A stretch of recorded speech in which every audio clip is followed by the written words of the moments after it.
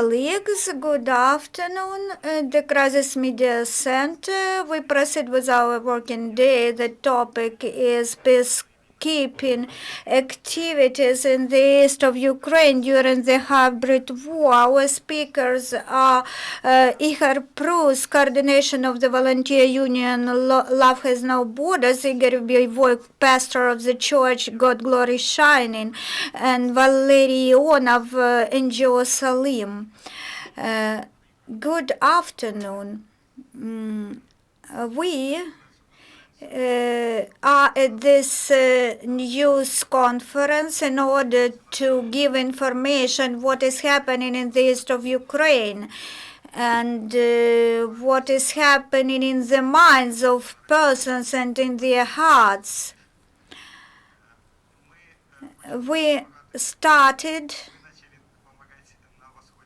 in the east of Ukraine from the very beginning of the war, and our accent was on the civilians. We see the problem in that the hybrid war in the east of Ukraine, this is not a standard type of war, and there is no experience in the world how to become a winner in such hybrid war. The hybrid war has no distinct victory feature. The hybrid wars which happened in the world, they have never ended with the victory. With some definite results, we try to bring peace, to make it closer by making peace in hearts of people. Our message is peace will come to Ukraine when there will be hearts between people in the east of Ukraine, in hearts between civilians in the east and in other parts of Ukraine. Weaponry is needed only to protect themselves, to defend against the aggression. We should work with those civilians and other people who are inflicted, whose minds are distracted and poisoned with this propaganda.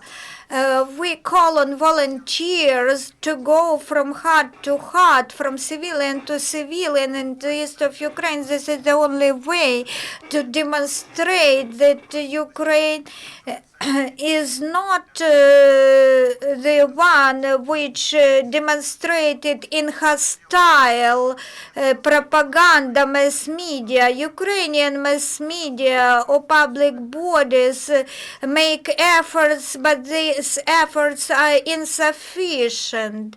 When the mind of person is poisoned, and there are no peacemaking bodies among the public authorities. Local authorities work in the east of Ukraine, but local authorities do not have not such function as peacemaking. They are dealing with administration. Peacekeeping and peacemaking may be only by specific efforts. I will give now the floor to Ihor Ubiy-Vovk, and he will give examples what is happening in the gray zone. Thank you. Often I visit the east as a priest and as a volunteer, and there I talk with civilians, and the first thought after our dialogues is how to change their minds. When we say our guys, they say Ukrainian army. When I tell them separatists, they say just our soldiers. When we go to the east with representatives of Love Has No Borders NGO, the civilians take the humanitarian aid which we bring, but when we talk to them, I tell them that I am from Poltava, there are guys from Lviv, they spend their time and money to come here to help you and to repair the windows, the roofs, they make tea for you, they build clubs for your children to have some recreation activities. Our volunteers, Ukrainian volunteers, strive to demonstrate to you that we are not hostile to you, we are not enemies. We repair your houses, and I believe that we will win someday. This will be a military victory, but not to lose this victory. We should perceive that there is war in minds. There is a flame in the east now in the mind of those civilians. We should bring real peace to them. Real peace to their brains, to their minds. I would like to continue the following way.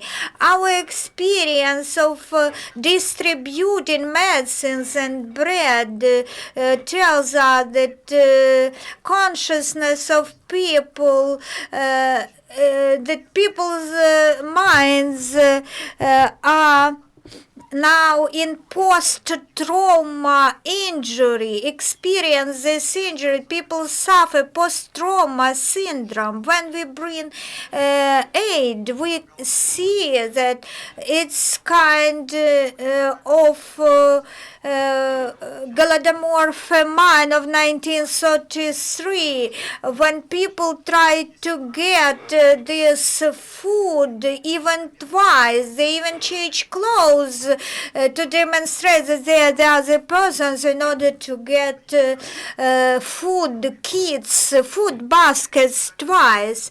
For we need now to work on case by case basis, and the government has no resources to work on case by case basis. That is why we call on volunteers to emphasize their attention on individual work, on works with individuals in the east of Ukraine, in the gray zone. Without this ad hoc approach, we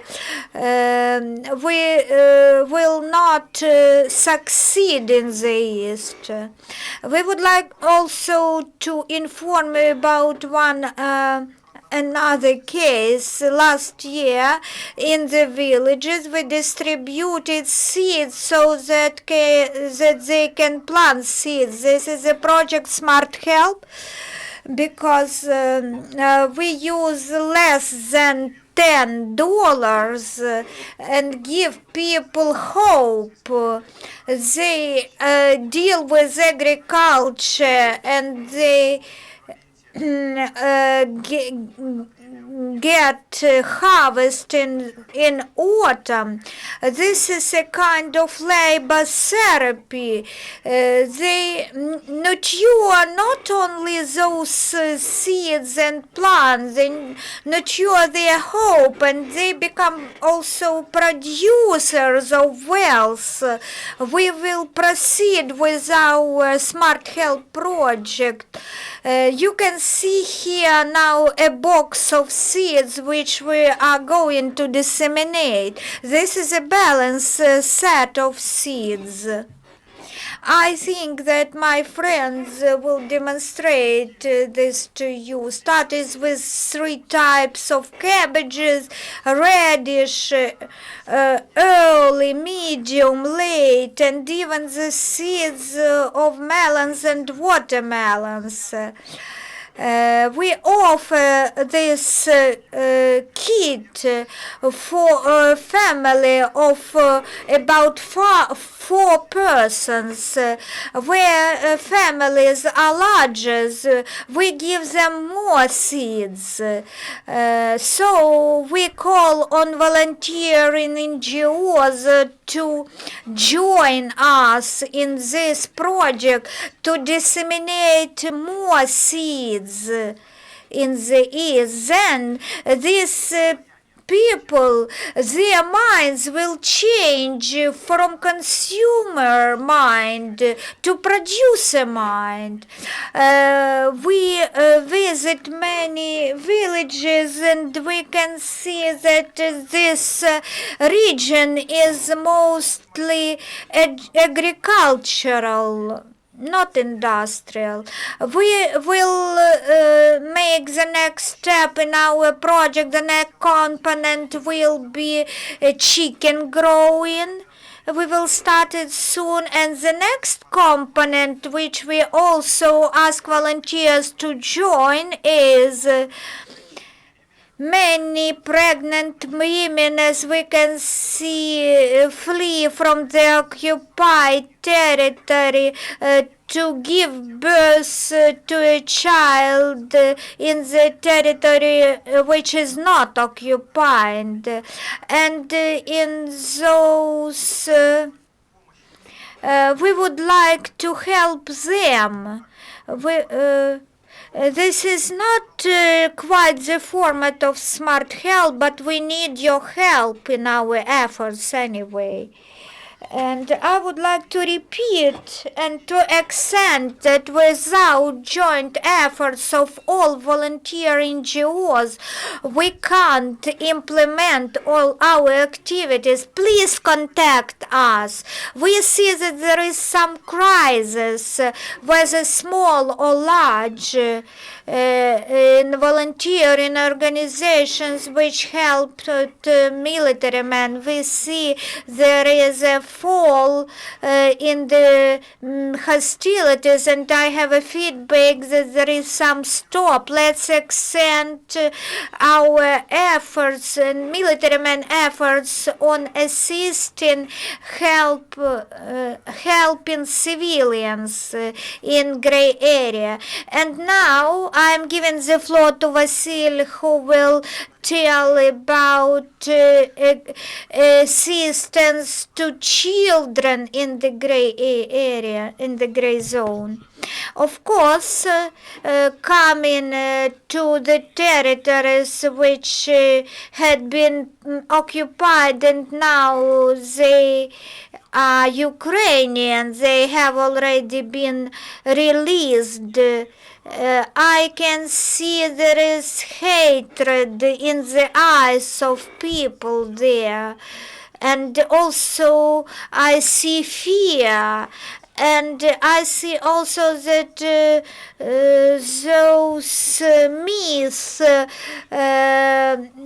which were disseminated by Russian propaganda, they start to be overcome by our efforts, because when we come and help them with food or repairs, we bring gifts, candies to schools and hold celebrations which change the mood of children.